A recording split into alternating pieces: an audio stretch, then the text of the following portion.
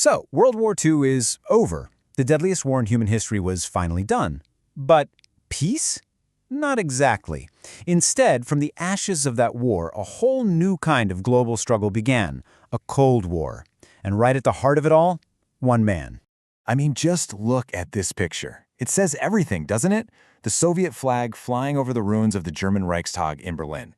This was it, the Soviet Union's greatest moment of triumph, and it put their leader, Joseph Stalin, right at the absolute peak of his power. He had the biggest army in the world and was basically in charge of a brand new empire. But here's the thing. This victory, it didn't lead to peace and cooperation. It led to a massive confrontation. So, to really get why the whole wartime Grand Alliance fell apart so fast, we have to get inside the head of the guy at the center of it all. What was driving Joseph Stalin? All right, so let's really get into it. To understand what Stalin did on the world stage, we've got to understand how he saw the world. His foreign policy wasn't just random moves on a chessboard. It was driven by this powerful mix of his own paranoia, his political beliefs, and frankly, Russia's incredibly bloody history. Now, this is where it gets really interesting, because you can basically boil down his thinking to three key things. First, and this was everything to him, was security. The Soviet Union had been invaded through Eastern Europe in 1914, and then again, with catastrophic results, in 1941. He was absolutely obsessed with making sure that never, ever happened again. Then you've got his ideology. He was a diehard Marxist-Leninist. To him, all of history was a struggle between classes, and he was convinced that a final, massive showdown between communism and capitalism was just inevitable. And last but not least, a deep, deep mistrust. He was incredibly suspicious of his Western allies. I mean, he remembered how they'd opposed communism for decades and how long it took them to open a second front in the war.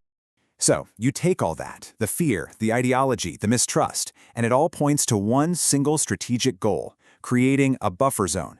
And this wasn't just some political nice-to-have. For Stalin, it was a security obsession. He felt he needed a shield, a whole set of friendly, or let's be honest, totally controllable countries on the Soviet Union's western border. That way, they could absorb any future attack. For Stalin, this was completely non-negotiable. Okay, so Stalin has this vision, and now he's got the Red Army sitting all across Eastern Europe. It was the perfect opportunity to make that vision a reality. He didn't just want a buffer zone, he went out and systematically built one. Let's take a look at how he pulled it off piece by piece. And man, this process was just brutally efficient. Just look at how fast the map changed. It all started in 1945 with these so-called coalition governments, but by 1946, any real political opposition in places like Poland and Romania was being scared off, thrown out, or just plain eliminated. A year later, 1947, the communists grabbed total power in Hungary. And then, the final piece of the puzzle falls in 1948, when the democracy in Czechoslovakia is just snuffed out. In just 3 short years, that famous Iron Curtain had slammed down across the continent. And here is the absolute heart of the problem, this massive difference in how each side saw things. Stalin and the Soviets, they said every single one of these moves was defensive. It was about survival. But the United States and its allies, they saw something totally different. To them, this looked like aggressive, relentless expansion, the total crushing of freedom. And that fear, right there, is what led directly to the American policy of containment, basically drawing a line in the sand and saying no further. You know, with this much tension building up, it was bound to explode somewhere. And that place was Germany, specifically the city of Berlin, which was this little island of Western control deep inside the Soviet occupation zone. This city, it became the first real battlefield of the Cold War.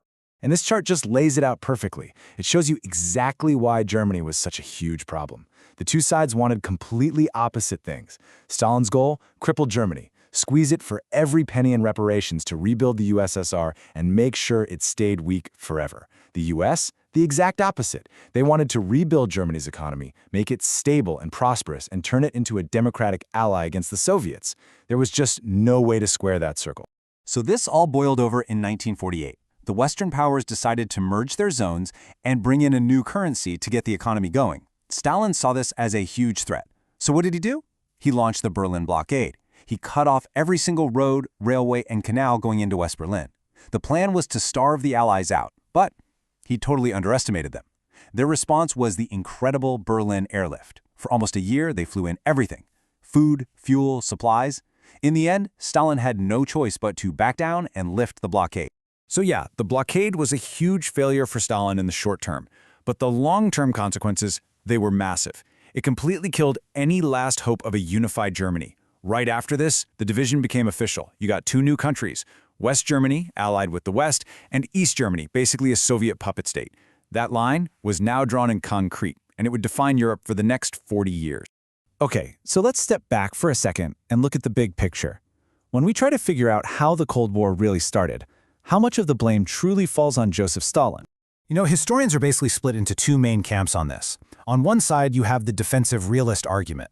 This says that Stalin was genuinely terrified. He was motivated by legitimate security fears after two of the most horrific invasions in history, and he was just reacting to what he saw as threats from a hostile capitalist West. But then on the other side, you have the view of him as an expansionist leader. This camp says he just used security as an excuse to do what he really wanted all along, spread communism and build a Soviet empire. So the big question is, was he reacting or was he provoking? But here's the bottom line. It almost doesn't matter what his ultimate motive was, because the historical consensus is pretty clear. Whether you think his actions were offensive or defensive, the result was exactly the same. Stalin's policies, his paranoia, his brutal methods, they were a major factor that turned the tensions of 1945 into a frozen, global conflict that would last for decades. And all of this leaves us with one last huge question. The Cold War was complicated, right? Lots of causes, and Stalin definitely wasn't acting alone. But when you think about his unique mix of paranoia, ideology, and the absolute power he had at that exact moment in history, you have to wonder, could the Cold War, the way we remember it, have even happened without him?